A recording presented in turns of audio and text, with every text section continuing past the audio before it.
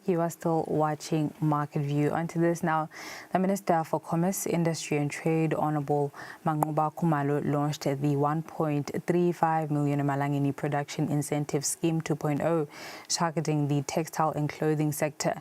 During the launch at the trade fair, the Minister announced that the scheme will be implemented under the Eswatini National Industrial Development Corporation, ENIDC, in partnership with the ministry. But questions are, how exactly will the scheme work? How do those in the textile sector qualify?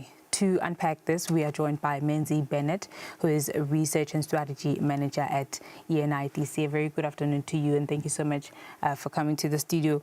The Minister mentioned during the launch that the PIS 2.0 is aligned with the 2023 industrial policy and the Ngwe mandate. Can you unpack what this alignment looks like in practice, and what are some of the priorities of the fund? Thank you so much, Notile, and the Eswatini TV for having us this afternoon. Yes, the Minister has launched the PIS 2.0, which is the Production Incentive Scheme, which is led by the ENIDC, with support from the Ministry of Commerce, Industry and Trade.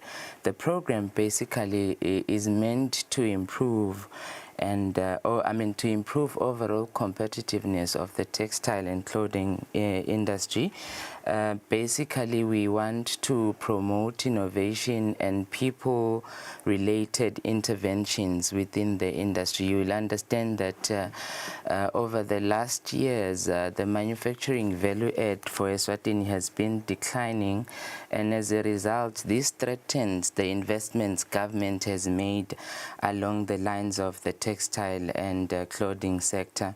So it is important that we mention that this is a sector fund that is meant to drive industrialization, and it is meant to ensure that people who are employed within the textile and clothing industries, their jobs are secured, and there is sustainability.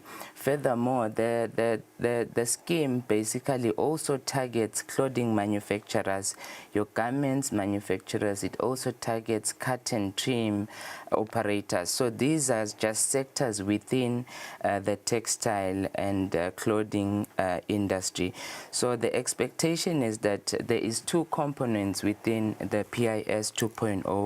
We have the upgrade grant facility, which is basically targeting both large and small large and small businesses within Eswatini, and then we have an interest free loan, which is also targeting the same. These are facilities that are meant to also increase the financial inclusion of SMEs, promote innovation and upgrading of textile and clothing system, and further strengthen the relationship between small and medium enterprises as well as those who are large in the form of subcontracting, because the expectation is that though the larger businesses must be able to subcontract those who are smaller, but then the question is, how do you subcontract someone who doesn't have the required assets to manufacture or meet the standard as set by the large textile companies? Hence why then government decided to say, let us also extend the grants to also benefit those who are smaller. The expectation is that we're going to provide the grant specifically to procure certain implements, certain assets that are used within the textile and clothing sector, Notile. Right. You mentioned that the PIS scheme offers 100% grants and interest-free working capital loans. Yeah. How exactly will these facilities be allocated, and what's the criteria that MSMEs will need to meet in order to qualify? Yes, thank you so much, Notile. I think in terms of what each of the components of the PIS entails, in the grant facility for SMEs and MSMEs as well as large companies, there's just three categories in there. We are awarding approximately 1.35 million, as you rightly said, which will be categorized into three categories. We have micros, which are expected to share about 100,000, and 3 of them will be allocated within that category. We have SMIs, which are employing about 11 to 60 employees. They are supposed to share about 250,000, and then we have large companies, which are expected to share 1 million. And large companies, it's just companies that are employing more than 61 employees within their portfolio. And the expectation is that there will be certain application fees, because you will understand that the corporation will incur certain costs on that in terms of dispersing these funds. 100 rand will be an application fee for those who are under micro. So those who are employing less than 10, about 10 or less people will pay that much. SMIs will pay about 500 rands. And large companies are expected to pay about 1,000 rand, emalangeni to apply for these funds. And these funds, remember, they are just grants. And then ENIDC will undertake an evaluation to see exactly who befits awarding these grants, and then they will be awarded as such. So in each category, Notile, I'd like to emphasize that we will be awarding 3 top companies under micros, 3 top companies under SMIs, as well as 3 top companies under large companies. So it is important that we enlarge the pool and not necessarily focus on just one company, and ensure that at least a number of companies are benefiting from this exercise. Then with respect to the interest-free loan facility for working capital, there we'd like to make it clear that this is a loan that companies are expected to apply for.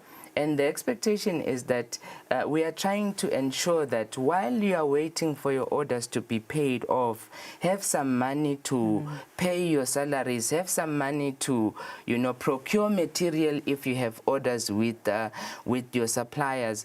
And in that sense, it will bring the liquidity that is required within the industry. So the expectation is that for micros under the interest-free loan facility, you are expected to apply for up to 100,000, and this money is repaid within 3 months.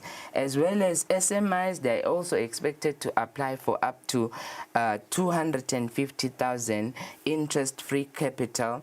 And then we also have large companies, in the sense that you have your orders with larger corporates. We understand they are working on a pressure. Sometimes they have to be paid a month later. So you can come to us and request that we provide you with a loan of up to 1 million rands. And this is interest-free, interest-free for the first 3 months. So the expectation is that after 3 months, you should have paid back the money with the corporation. But should you fail to do so, the expectation is that then the ENIDC will have to restructure the facility and then turn it into a long-term loan, of which that should be an agreement between us and the client on the terms and in terms of interest. We are going to have a 1% application fee under this facility, which is the interest-free loan facility. And then a company is also expected to benefit at least once a year, not it. Right. Yes. On the element of employment, Bennett, the textile and clothing sector is one of the largest employers of both women and youth in the country. Within the next 5 years of the rollout of the scheme, realistically, how many jobs do you think, as the ENIDC, actually you can expect the PIS to help safeguard, not only safeguard, but also create, while also ensuring that there's issues of payment. These jobs are decent, these jobs are sustainable, and there's fair remuneration? Yes. Thank you so much, Notile, for noting that and raising that question. I think it's very imperative that these grants, especially the grants, it goes to the most deserving companies.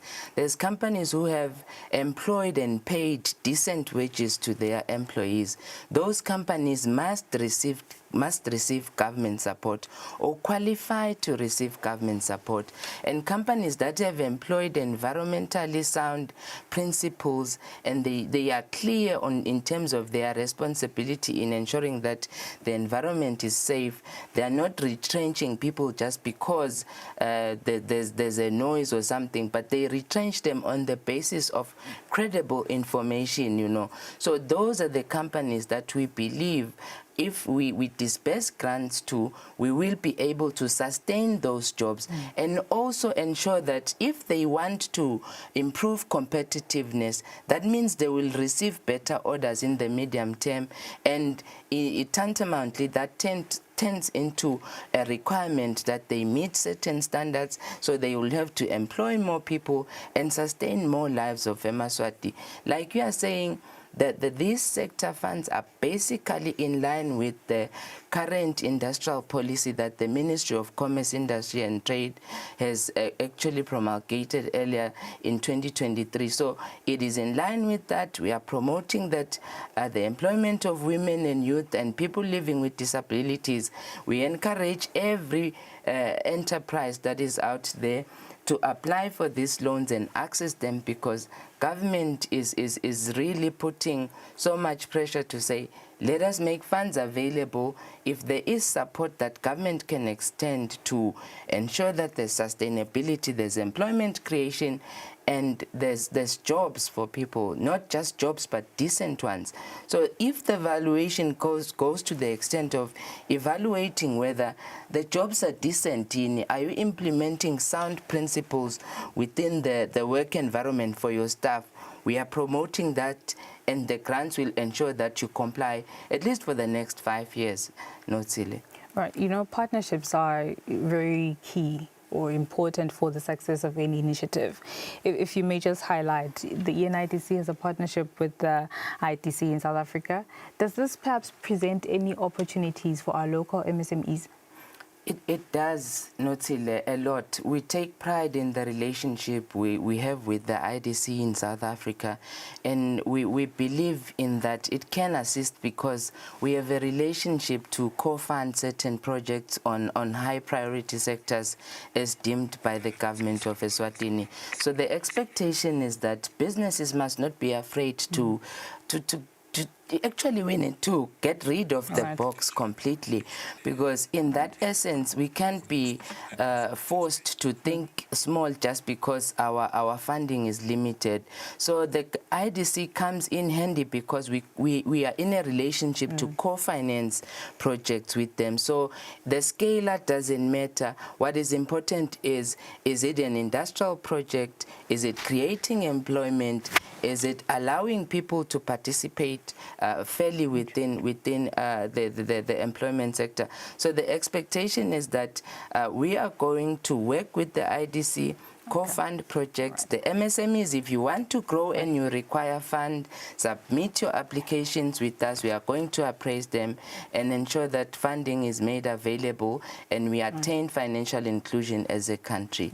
Thank you. Bennett, thank you very much for your time. That was Menzi Bennett, Research and Strategy Manager at ENITC, unpacking the recently launched Production Incentive Scheme 2.0, particularly to benefit MSMEs in the manufacturing sector, in the textile and manufacturing sector. For now, we'll catch a break after that, our market analysis segment.